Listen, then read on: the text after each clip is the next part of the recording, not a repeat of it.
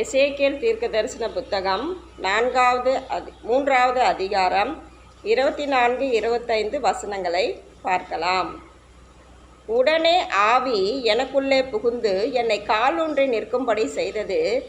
அப்பொழுது அவர் என்னுடனே பேசி நீ போய் உன் வீட்டுக்குள்ளே உன்னை அடைத்து கொண்டிரு. என்னது? உடனே ஆவி எனக்குள்ளே புகுந்து. இப்போல்லாம் நமக்கு ஆவி எப்படி இருக்கிறார்? ஆவியானவர் நமக்குள்ளே எப்பொழுதுமே என்ன பண்ணுறாரு? இருக்கிறார். ஆவியானவர் என்ன பண்ணுறாரு? நமக்குள்ளே இருக்கிறார். அப்போ அந்த பழைய ஏற்பாட்டு காலத்தில் எசேக்கியேல் தீர்க்கதரிசியினுடைய நாட்களில் உடனே ஆவி எனக்குள்ளே புகுந்து, எசேக்கியேல் என்ன சொல்கிறாரு? உடனே ஆவி எனக்குள்ளே புகுந்து என்னை காலூன்றி நிற்கும்படி செய்தது. காலூன்றி நிற்கும்படி செய்தது. எப்படி?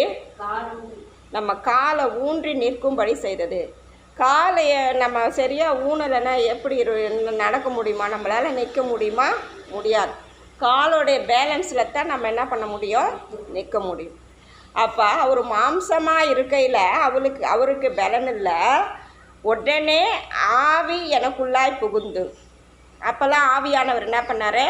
கேட்கும் பொழுது, ஜெபிக்கும் பொழுது ஆவியானவர் வந்து என்ன பண்ணுவார்? இறங்குவார், அப்புறம் போயிடுவார். அந்த காலத்தில், பழைய ஏற்பாட்டு காலத்தில். ஆனால் அது நமக்கு இப்போ எப்படி? ஆவியானவர் நமக்குள்ளே எப்பயுமே என்ன பண்ணுறாரு? தங்கியிருக்கிறார். நம்ம இருதயத்தில் தங்கியிருக்கிறார். அவர் பலனற்று போயிருக்கிறாரு. அவரால் முடியாத இருக்குது. ஏதோ பிரச்சனையில் மாட்டிகிட்டு இருக்கிறாரு. ஏதோ போராட்டத்தில் இருக்கிறாரு. அதனால் அவர் கால்கள் என்ன பண்ணிருக்கு? தள்ளாடி போயிருக்கு. அப்போ அவர் என்ன சொல்கிறாரு? உடனே ஆவி எனக்குள்ளே புகுந்துச்சு. அப்போ நான் என்ன பண்ணேன்? என்னை கால் ஊன்றி நிற்கும்படி அது செய்தது. ஆவியானவர் அவருக்குள்ளே வந்த உடனே அவருடைய கால் என்ன பண்ணுதான்? ஊன்றி நிற்கும்படி செய்தது. அப்போ நம்ம வாழ்க்கையில் கூட ஆவியானவருடைய நிறைவு நமக்குள்ளே இருக்கும்பொழுது மாம்சமான காரியங்கள் எது இருந்தாலும் அது நம்மளை இருதயத்தை என்ன பண்ணாது? பாதிக்காது. மாம்சமான காரியம் நம்மக்கிட்ட என்ன பண்ணாது? நெருங்காது. நம்ம ஆவியில் நம்ம இல்லைன்னா மாம்சத்தின் கிரியைகள் என்ன பண்ணோம்? நமக்கு மேலே எழும்போம். ஆவிக்குள்ளே நம்ம அதிகமாக இருக்கும்போது மாம்சம் கீழே இறங்கும். மாம்சம் எழுந்துச்சுன்னா ஆவி என்ன பண்ணோம்? கீழே இறங்கிடும். அப்போ ஆவியானவருடைய பலன் நமக்கு என்ன பண்ணணும்? கண்டிப்பாக தேவை. அப்போ ஆவியானவருடைய பலன் இருந்தால் தான் நம்மளால் கால் ஊன்றி என்ன பண்ண முடியும்? நிற்க முடியும். அவரே சொல்கிறார், எசேக்கியேல் தீர்க்கதரிசி என்ன சொல்கிறாரு? உடனே எனக்குள்ளே டக்குன்னு ஒரு ஆவி எனக்குள்ளே வந்துச்சு, பரிசுத்த ஆவியானவர். அப்போ என்னுடைய கால் என்ன பண்ணுச்சு? ஊன்றி நின்றது, ஊன்றி நிற்க செய்தது. அப்போ இப்போ அது மாதிரி நம்ம கூப்பிட்டா ஆவியானவர் வருவாரா? இல்லை, நமக்குள்ளேயே இருக்கிறார். நம்ம அதை என்ன பண்ணணும்? ஆவியானவருடைய நிறைவை நம்ம பெற்றுக்கொள்ளணும். எப்படி? ஜெபத்தின் மூலமாக நம்ம என்ன பண்ணணும்? ஆவியானவர் அனுபவத்தை நம்ம பெற்றுக்கொள்ளணும். அப்போ பெற்றுக்கொள்ளும் பொழுது நிறைவு நமக்குள்ள ஆவியானவருடைய நிறைவு இருந்தால் தான் நம்ம இந்த பூமியில் நம்ம வாழ முடியும். நம்ம காலூன்றி நிற்க முடியும். எந்த காரியத்தையும் ஸ்டெபனாக நம்மளால் செய்ய முடியும். ஆவியானவருடைய நிறைவு இல்லைன்னா நம்மளால் என்ன பண்ண முடியாது? ஒன்றுமே செய்ய முடியாது. அப்பொழுது அவர் என்னுடனே பேசி நீ போய் உன் வீட்டிற்குள்ளே உன்னை அடைத்து கொண்டிரு. அப்போ என்ன பண்ணுறார்? ஏசப்பா அவர்கிட்ட பேசுகிறார். ஆவியான ஒரு நிறைவு அவர் காலூன்றி பலனாக நிற்கும்போது தான் யார் பேசுகிறா? தேவன் பேசுகிறார். என்னன்னு பேசுகிறாரு? நீ போய் என்ன பண்ண? உன் வீட்டுக்குள்ளே உன்னை அடைத்து கொண்டிரு அப்படின்னு சொல்கிறார். அப்போ தேவன் நம்மளோடு கூட பேசணுன்னா பரிசுத்த ஆவியானவருடைய நிறைவு நமக்குள்ளே இருக்கும்போது தான் தேவன் நம்மளோடு கூட என்ன பண்ண முடியும்? இடைமட முடியும். ஆவிக்குள்ளாகி ஜெபிக்கிறாங்க. ஆவிக்குள்ளே என்னை கொண்டு போனார் ஆண்டவர், ஆவியின் அனுபவத்துக்குள்ளே என்னை கொண்டு போனார் அப்படின்னு சொல்லி தீர்க்கதரிசிகள், வேதத்தில் உள்ள தீர்க்கதரிசிகள், வேதத்தில் உள்ள பரிசுத்தவான்களும் சொல்கிறாங்க. வெளியில் ஊழியக்காரங்களும் ஆவியின் அனுபவத்தை நான் என்ன பண்ணியிருக்கிறேன்? பெற்றிருக்கிறேன். அப்போ ஒருத்தவங்க படுத்து தூங்கிட்டு இருப்பாங்க. அப்போ கனவுல என்ன பண்ணுவார் ஆண்டவர்? அவருடைய ஆவியை எடுத்துக்கொண்டு போவார். இல்லை செபிக்கும்பொழுது அவருடைய ஆவியை எடுத்துக்கொண்டு போவார். அப்போ அப்படி ஆவியை எடுத்துக்கொண்டு போவார். அப்போ தான் அவருக்கு தேவன் என்ன பண்ணுவார்? மனுஷங்களோடு கூட பேசுவார். அவர் என்ன பண்ணுறாரு? எசேக்கியேல் தீர்க்கதரிசி அவருக்குள்ளே ஆவி வந்த பிறகு தான் தேவன் என்ன பண்ணுறாரு? எசேக்கியேல் தீர்க்கதரிசிக்கிட்ட என்ன பண்ணுறாரு? பேசுகிறாரு. என்ன பேசுகிறாரு? உன் வீட்டுக்குள்ளே போய் உன் கனவை என்ன பண்ண? அடைச்சிக்க. அப்போ வீட்டுக்குள்ளே போய் நீ பயந்துக்க, ஒழுந்துக்க, அடைச்சிக்க அப்படின்னு சொன்னால் ஏதோ ஒரு பிரச்சனை அவருக்கு இருக்குது. அந்த பிரச்சனையிலேருந்து பாதுகாக்கப்படணும்னா நம்ம என்ன பண்ணணும்? வீட்டுக்குள்ளே போய் அடைச்சிக்கணும். வீட்டுக்குள்ளே போய் அடைச்சிக்கணும்னா வெறுமனே அடைச்சிக்கணும் வீட்டுக்குள்ளே போய் உட்காரணுமா? வீட்டுக்குள்ளே போய் அதாவது வசனத்தில் சொல்லப்பட்டிருக்கு எப்படி ஜெபிக்கணும். உன் அறை வீட்டுக்குள்ளே போய் உன் கதவை சாத்திக்கிட்டு நீ என்ன பண்ண? அந்தரங்கத்தில் ஜெபி. அது வெளியரங்கமாக உனக்கு ஆண்டவர் என்ன பண்ணுவார்? கிரியை செய்வார். அப்போ அந்தரங்கத்தில் போய் நீ என்ன பண்ண? உன் வீட்டை பூட்டி கொண்டு உனக்கு வர்ற பிரச்சனைக்காக நீ என்ன பண்ண? ஜெபம் பண்ணு. அப்படி ஜெபம் பண்ணும்போது ஆண்டவர் என்ன பண்ணுவார்? அதற்கான வழிவாசலை அவரை பிரச்சனையிலேருந்து என்ன பண்ணுவார்? ஆண்டவரை நீக்குவார். இப்போ யாரோ ஒருத்தவன் கொலைகாரன் வந்துட்டான், நம்ம வாசப்படி வந்து என்ன பண்ணுறான்? வந்து கொலை பண்ணணும், இவனை சாகடிச்சுட்டு தான் போவேன்னு சொல்லி நிற்கிறான். அப்போ நம்ம வீட்டுக்குள்ளே போய் கதவு சாத்தின்னு உள்ளே பயந்துட்டு இருப்போமா? இருக்க மாட்டோமா? இருப்போம். அப்போ அப்படி இருக்கிற மாதிரி தான் ஏதாவது ஒரு பிரச்சனை, போராட்டம், பாடு வரும்பொழுது நம்ம வீட்டு அறைக்குள்ளே கதவை சாத்திக்கிட்டு போய் நம்ம ஜெபிக்கணும்.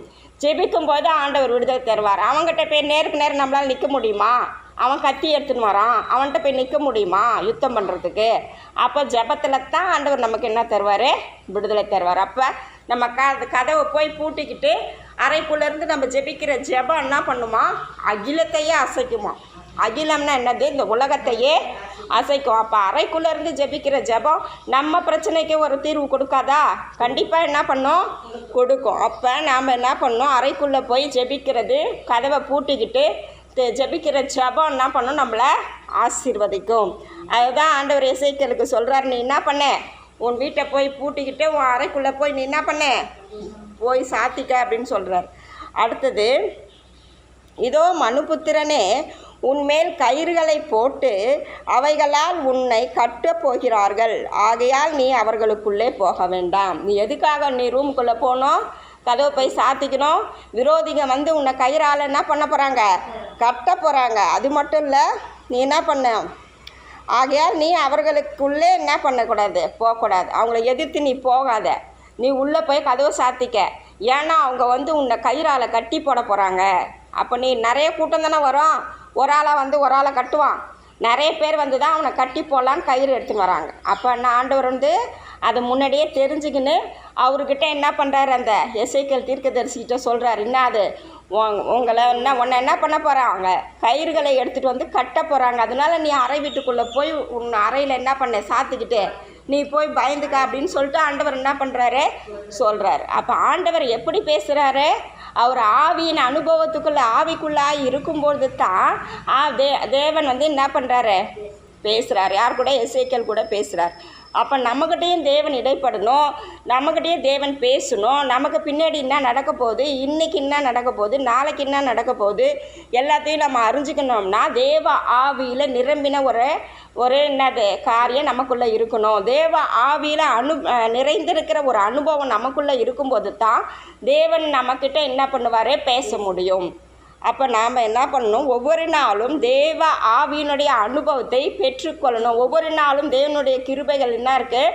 புதியவைகளாக இருக்குது. அப்போ அந்த அனுபவத்தை நம்ம ஒவ்வொரு நாளும் பெற்றுக்கொள்ளணும். எப்படி பெற்றுக்கொள்ள முடியும்? தேவ சமூகத்தில் அமர்ந்து நம்ம ஜெபிக்கும்பொழுது தான் தேவனுடைய காரியங்களை நம்ம பெற்றுக்கொள்ள முடியும். அப்போ தேவனுடைய ஆவி நமக்குள்ளே நிறைவாக இருக்கும்போது இந்த குறைவான காரியங்களில் நம்மளை விட்டு என்ன பண்ணுறோம்? ஓடி போயிடும். பிரச்சனை, போராட்டம், சண்டை, வம்பு தும்பு, வறுமை, கடன் பிரச்சனை, நோய் இப்படி எல்லா காரியங்களும் நம்மளை விட்டு என்ன பண்ணுறோம்? நீங்கி போயிடும். அப்போ ஆவி அந்த எசேக்கியேலுக்குள்ளே வந்த பிறகு அவன் காலுண்டு நிற்கிறான், பலப்படுறான். அப்போ நமக்கும் ஒரு பலன் வேணும் இந்த உலகத்தை ஜெயிக்க. அப்போ பரிசுத்த ஆவியானவருடைய நிறைவு நமக்குள்ளே இருக்கும்போது தான் இந்த உலகத்தை நம்மளால் என்ன பண்ண முடியும்? ஜெயிக்க முடியும். அப்போ நம்ம இந்த உலகத்தை ஜெயிக்கணுன்னா ஆவியானவரோட துணை கொண்டு தான் நம்மளால் ஜெயிக்க முடியும். ஏசப்பா கூட ஞானஸ்தானம் பெற்று கரையேறின உடனேயே பரிசுத்த ஆவியானவர் என்ன பண்ணார்? புறாவை போல் அவர் மேலே வந்து இறங்கின உடனே அந்த பரிசுத்த ஆவியினுடைய அனுபவத்தை பெற்ற பிறகு தான் அவர் ஊழியமே ஸ்டார்ட் ஆச்சு பூமியில். 30 வருஷம் வரைக்கும் அவர் என்ன பண்ணார்? எந்த ஊழியமும் செய்யலை. அவர் ஞானஸ்தானம் பெற்று தேவ ஆவியானவரை பெற்றுக்கொண்ட பிறகு தான் அவரால் இந்த பூமியில் கால் உண்டு நின்று ஊழியத்தை செய்ய முடிஞ்சது. அப்போ நமக்காக அவர் இந்த பூமிக்கு வந்த எல்லா காரியங்களையும் அவரால் நிறைவேற்ற முடிஞ்சது. அப்போ பரிசுத்த ஆவியானவருடைய நிறைவு நமக்குள்ளே இருக்கும்போது தான் தேவன் நம்மளை என்ன பண்ண முடியும்? எடுத்து பயன்படுத்த முடியும். அப்போ எந்த நோக்கத்துக்காக நம்மளை தேவன் தெரிந்து கொண்டாரோ அந்த நோக்கம் நிறைவேறணும்னா நாம் பரிசுத்த ஆவியானவருடைய அனுபவத்துக்குள்ளே நிறைவுக்குள்ளே நம்ம இருக்கணும். அதுதான் இந்த காலை வேலை பொழுதில் ஆண்டவர் நம்மோடு கூட பேசுகிறார். அப்போ ஆவி அவருக்குள்ளே வந்தவுடனே தான் அவருடைய கால் என்ன பண்ணுது, ஊன்றி நிற்கப்பட்டது. அதுக்கப்புறம் தான் தேவன் அவரோடு கூட பேசினார். அப்போ நம்மளோடு கூட நாமளும் பலப்பட்டு நிற்கணும். தேவன் நம்மளோடு கூட பேசணுன்னா ஆவியானவருடைய அனுபவம் நமக்கு என்ன பண்ணணும், கண்டிப்பாக இருக்கணும். நம்ம ஜெபிக்கலாமா? ஸ்தோத்திர ஆண்டவரே, இந்த வார்த்தைக்காய் நன்றி செலுத்துகிறோம். இதோ எங்களை தாழ்த்தி அர்ப்பணிக்கிறோம் ஐயா. ஆண்டவரே, உடனே ஆவி எனக்குள்ளாய் வந்து இதோ என் கால் ஊன்றி என்னை நிற்க பண்ணினது என்று எசேக்கியேல் தீர்க்கதரிசி என்று சொன்னது போல ஆண்டவரே, ஆவியானவரே, நாங்கள் கால் ஊன்றி நிற்க பலனடைய ஆவியானவருடைய அனுபவம் எங்களுக்குள்ளாய் ஊற்றப்படட்டும் ஐயா. ஒரு நிறைவான ஆவியானவருடைய அனுபவம் எங்களுக்குள்ளாய் வரட்டும் என்று செபிக்கிறோம் அப்பா. நிறைவான ஆவியானவர் வரும்பொழுது எங்கள் குறைவுகள் எல்லாம் எங்களை விட்டு ஓடு போகுங்க. எங்கள் மாம்சத்தின் கிரியைகள் எல்லாம் செயலிழந்து போகுமே ஆண்டவரே. ஆவியின் வல்லமைகள் கூடுமே, ஆவியின் நிறைவு உண்டாகுமே. ஆவியானவரே, இந்த காலை வேலை பொழுதுல ஆவியானவரே, உம்முடைய நிறைவு எங்களுக்கு வேண்டும் அப்பா. உம்முடைய நிறைவு எங்களுக்கு வேண்டும் ஆண்டவரே. எங்களை ஃபுல்ஃபில் பண்ணுங்க ஆவியானவரே. எங்களை நிரப்புங்கான்னு கேட்கிறோம் ஐயா. அன்றப்பா ஆவியானவருடைய அனுபவம் வந்த பிறகுதான்ப்பா தேவனே நீர் எசேக்கியேலோடு கூட பேசுனீங்க. அதுபோல எங்களோடு கூட நீங்கள் ஆவியான நிறைவு பெற்ற நாங்கள் உமோடு கூட அப்பா நாங்கள் பேச ஆவியின் அனுபவத்துக்குள்ளாய் கடந்து செல்ல தேவாவியானவர் எங்களுக்கு ஒத்தாசை செய்யும்படி ஜெபிக்கிறோம் ஐயா. எங்களுக்கு அப்படி நீர் ஒத்தாசை செய்ய போகிற கிருபைகளுக்காய் நன்றி செலுத்துகிறோம். இந்த வசனத்தின்படியாய் நீர் எங்களை ஆசீர்வதிக்க போறீங்க. அந்த கிருபைகளுக்காய் நன்றி செலுத்துகிறோம் ஐயா. உமக்கு கோடி கோடி ஸ்தோத்திரம் ஆண்டவர். நீரே மகிமைப்படுவீராக, ஆளுகை செய்வீராக, பொறுப்பெடுத்து நடத்துவீராக. எல்லா துதிகன மகிமை அப்பாவுமாக்கே செலுத்துகிறோம். மீட்பரேசி முன் ஜெபம் நல்ல பிதாவே, ஆமேன். இம்மட்டுமாய் நாம் வேத பகுதியிலிருந்து தியானிக்க தேவன் கொடுத்த தருணத்துக்காய் நன்றி செலுத்துகிறோம். ஆமேன்.